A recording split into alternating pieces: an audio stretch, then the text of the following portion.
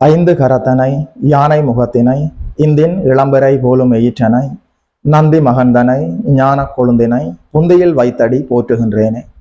நமக்கு ஜோதிட ஞானத்தையும் கிரியா யோகத்தையும் தந்த குருமார்களுக்கு நன்றி. ஜோதிட சொந்தங்களுக்கு வணக்கம்.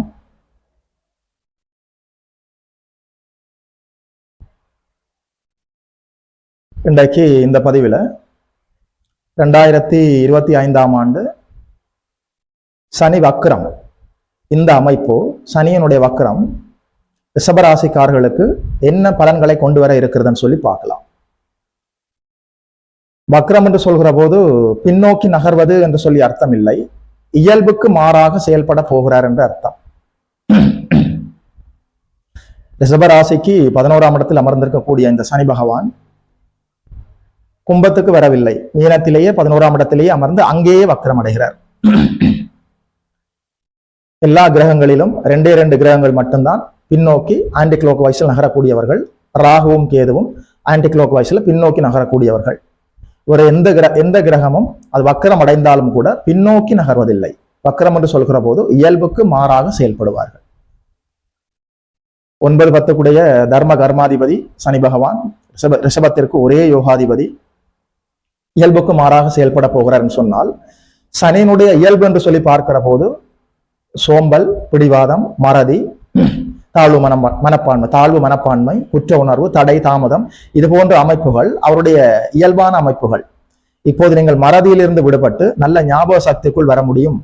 அதாவது படிக்கிற மாணவர்களுக்கு இந்த காலம் ஜூலை 13ஆம் தேதியிலிருந்து நவம்பர் 27ஆம் தேதி வரைக்கும் தோராயமாக ஒரு 137 நாட்கள், 4.5 மாத காலம் உண்மையில கல்வியில் மாணவர்கள் சிறப்பாக விளங்க முடியும், சிறந்து விளங்க முடியும். அது மட்டும் இல்ல, உங்களோட மனதில் இருந்த குற்ற உணர்வு, தாழ்வு மனப்பான்மை எல்லாமே நீங்கி ஒரு கான்பிடன்ஸ் லெவல், அதாவது மன தைரியம் பிறக்கக்கூடிய அற்புதமான காலம். அது மட்டுமல்ல, சோம்பலிலிருந்து நீங்கள் விடுபட முடியும்.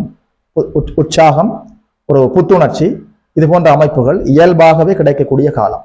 பிடிவாதத்திலிருந்து நீங்கள் விடுபட்டு சூழ்நிலைக்கு ஏற்றது போல் அந்த சூழ்நிலைக்கு என்ன செயல் தேவையோ அதை செய்வீர்கள் விழிப்புணர்வாக.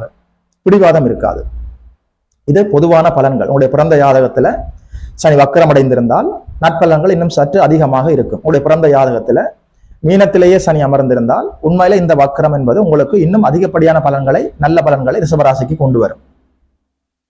உண்மையாக சனி இயல்பாக கோச்சாரத்தில் வக்ரம் அடைகிற போது தொழில் விஷயமாக அவர் எந்த வீட்டுக்கு ஆதிபத்தியம் உடையவர், எந்த வீட்டுக்கு சொந்தக்காரர் என்று பார்க்க வேண்டும். அந்த விடயங்களில் எல்லாம் நீங்கள் என்னென்ன செய்ய வேண்டும் என்று சொல்லி செய்ய முடியாமல் போனதோ சில சந்தர்ப்ப சூழ்நிலைகளால இப்போது மறுபடியும் ஒரு வாய்ப்பை தருவார். 9-10 11ஆம் இடத்துல லாபஸ்தானத்தில் இருக்கிறார். ரிஷபராசிக்கு ஒரே யோகாதிபதி, ராஜ யோகாதிபதி. அவர் அதாவது 12ஆம் இடத்தில் இல்லை, 10ஆம் இடத்துக்கு திரும்பி போகவும் இல்லை, 11ஆம் இடத்திலேயே அமர்ந்திருக்கிறார். உண்மையில சொல்றேன், ஏற்கனவே ரிஷபராசிக்காரர்களுக்கு 2ஆம் இடத்துல குருநாதர் அமர்ந்து எல்லா நன்மைகளையும் வழங்கி கொண்டிருக்கிறார். இது உண்மையிலேயே பொற்காலத்தில் பொற்காலம், அற்புதமாக இருக்கிறது. வேலை, தொழில் விஷயமாக ஏதாவது மாற்றங்களை நீங்கள் ஏற்படுத்தி கொள்ள வேண்டும் என்று இருந்தால் இப்போது அதற்கு சரியான காலம். அது மட்டும் இல்ல, மற்ற அனைத்து கிரகங்களும் அற்புதமாக இருப்பதால் புதிய தொழில் முயற்சிகளில் கூட நீங்கள் இறங்க முடியும். புதிய தொழிலை உருவாக்க முடியும், தொழிலில் கிளைகளை உருவாக்க முடியும், தொழிலை விஸ்தரிக்க முடியும். வேலை, தொழில், வியாபாரம், உத்தியோகம், விவசாயம், இது போன்ற அமைப்புகளால நல்ல வருமானம் வரும். உடைய பெயர் புகழ் அதிகரிக்கும். குடும்பத்தில் ஒற்றுமை உயர்வடையும்.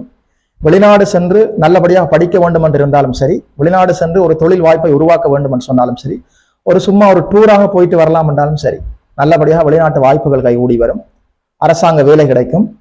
ஆவணி மாதம் திருமணம் ஆவதற்கான எல்லா ஆரம்பங்களும் இப்போதே நடக்க ஆரம்பித்து விடும். அதாவது இந்த வக்ர பயிற்சியில நிறைய ரிஷபராசிக்காரர்களுக்கு நல்லபடியாக திருமணம் நடக்கும். 2ஆம் திருமணத்துக்காக காத்து கொண்டிருந்தவர்களுக்கு நல்லபடியாக 2ஆம் திருமணம் நடப்பதற்கான எல்லா வாய்ப்புகளும் இருக்கிறது. முதல் திருமணமும் நல்லபடியாக நடப்பதற்கு ஒரு வாய்ப்பு இருக்கிறது. அது மட்டும் இல்ல, நல்ல புத்திர பாக்கியம் கிடைக்கும். உங்களுடைய பெயர் புகழ், கௌரவம், அந்தஸ்து, மரியாதை எல்லாமே உயர்வடையும். குறிப்பாக முக்கியமான என்னென்ன வேலைகள் எல்லாம் பெண்டிங்ல வச்சிருக்கிறீங்களோ அனைத்தையும் நீங்கள் தூசு தட்டி நடைமுறைக்கு கொண்டு வந்து வெற்றி வாகை சூட முடியும். உண்மையில சொல்றேன், ரிஷபராசிக்காரர்களுக்கு தொழில் விஷயமாக, வேலை விஷயமாக, உத்தியோக விஷயமாக, வருமான விஷயமாக, குடும்ப ஒற்றுமை விஷயமாக எல்லாமே நற்பலன்களாக இருக்கிறது. வருமானத்துக்கு ஒரு தங்கு தடையும் இருக்காது. வேலை தொழிலை நல்லபடியாக அதாவது விஸ்தரிக்கலாம். முன்னேற்றமாக கொண்டு போகலாம். அதில் ஒரு மாற்றங்களை ஏற்படுத்தலாம். என்ன மாற்றங்கள் நடந்தாலும் அது உங்களுக்கு நல்லது தரக்கூடிய, நன்மை தரக்கூடிய அற்புதமான மாற்றமாகவே இருக்கும். உண்மையில ரிஷபராசிக்காரர்களுக்கு நான் நீட்டி முழங்க தேவையில்லை. இந்த வக்கரத்தன்மை என்பது, சனியினுடைய வக்கரம் என்பது ஒரே யோகாதிபதியாகி 11ஆம் இடத்தில் அமர்ந்திருக்கக்கூடிய இந்த தர்ம கர்மாதிபதி எல்லா நன்மைகளையும் உங்களுக்காக கொண்டு வருகிறார். இந்த 137 நாட்கள் ஏற்கனவே நன்மைகள் நடந்து கொண்டிருக்கிறது. இப்போது இன்னும் கூடுதல் நன்மைகள் நடக்க உங்களுக்காக காத்திருக்கிறது. அதாவது உங்களுடைய பிறந்த ஜாதகத்துல சனி எப்படி இருக்கிறார் என்பது மிக மிக முக்கியமான விடயம். அவர் உங்களுக்கு 6, 8க்கு அதிபதியா, பாவரா, அல்லது 1, 5, 9 போன்ற திரிகோணாதிபதியா? அது மட்டும் இல்ல, அவர் 1, 7, 10 இது போன்ற கேந்திராதிபதியா? சுபர்களின் வீட்டில் சுபர்களோடு சேர்ந்து இருக்கிறாரா? அசுபர்களின் வீட்டில் அசுபர்களோடு சேர்ந்திருக்கிறாரா? 6, 8 போன்ற பாவத்துவ அமைப்புகளோடு தொடர்பில் இருக்கிறாரா? இப்போது தசாபுத்தி நடத்துகிறாரா? இது போன்ற அமைப்புகள் எல்லாமே பலனை இறுதியாக தீர்மானிக்கும். அது மட்டும் இல்ல, அவருடைய திருப்பலம், பார்வை பலம், அவருடைய திக்பலம், ஸ்தான பலம், அதாவது ஷட்பலத்துல அவருடைய ஸ்கோர் என்ன, இது போன்ற எல்லா அமைப்புகளும் சேர்த்து கிளைமேக்ஸா நல்லபடியாக தீர்மானிக்கும் உங்களுக்கு எவ்வளவு தூரம் நன்மை நடக்க போறது என்பது. அதாவது எப்படியும் நன்மைகள் தான் நடக்க போறது. 50-60% நன்மைகள் உறுதி செய்யப்பட்டு விட்டது. அது 90% நடக்குமா அல்லது 50-60% மட்டுமே நடக்குமா என்பது சனி எப்படி இருக்கிறார் உங்களுடைய பிறந்த ஜாதகத்துல என்பதுதான் தீர்மானிக்கும். இதை நீங்கள் சரியாக புரிந்து கொள்ள வேண்டும். உங்களுடைய பிறந்த ஜாதகத்தில் இருக்கிற சனியினுடைய அமைப்பையும் இப்போது இருக்கிற இந்த கோச்சார அமைப்பையும் இணைத்து நல்லபடியாக பலன்களை எடுத்து நீங்கள் பழக வேண்டும். அது மட்டும் இல்ல, ஒவ்வொரு சனிக்கிழமையும் நல்லபடியாக சிவாலயம் சென்று நந்தி தேவரை வணங்குங்கள். நீங்கள் பெருமாள் கோயிலுக்கு செல்பவராக இருந்தால் கருடாழ்வாரை சென்று பார்த்து வணங்குவது மேன்மை தரும். அது மட்டும் இல்ல, ஒவ்வொரு நாளும் நீங்கள் மதிய வேளை உணவு அருந்துகிற போது ஒரு பிடி எடுத்து காகத்துக்கு வைத்து விட்டு சாப்பிடுங்கள். முடியாதவர்கள், மாற்றுத்திறனாளிகள், வயதானவர்கள், ஏழைகள் இது போன்றவர்களிடம் கருணையோடு நடந்து கொள்ளுங்கள். என்ன இருந்தாலும் ரிஷபராசிக்கு ஆல்ரெடி அற்புதமான பொற்காலம் கோச்சாரத்தில் நடந்து கொண்டிருக்கிறது. இந்த சனி வக்ரம் மேலும் பொற்காலத்தை பொற்காலமாக்குகிறது. உண்மையில சொல்றேன், ரிஷபராசிக்காரர்கள் எல்லா நல்ல முயற்சிகளும் எடுத்து அதில் நீங்கள் வெற்றி வாகை சூட முடியும். வாழ்த்துக்கள்.